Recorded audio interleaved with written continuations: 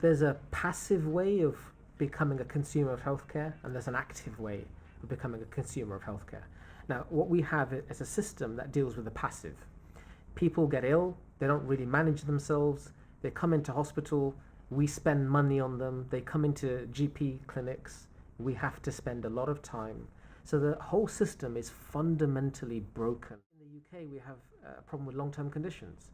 Now, you have something like a quarter of the population have at least one long-term condition. It's not going to be cured, has to be managed.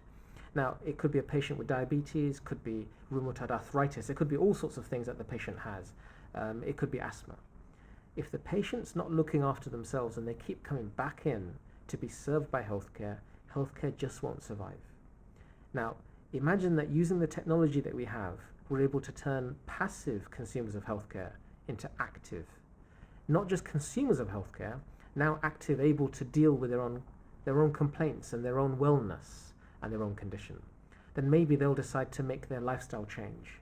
Maybe they'll eat differently, drink differently, exercise more, sleep more, be less stressed. And as soon as that takes place, not only will their lives improve, but this system will be relieved of the pressure and of the burden. Because there's conversations now about privatization, conversations about how we can reconfigure healthcare. I tell you, the answer is about changing the perspective of patients, and that's where the technology comes in.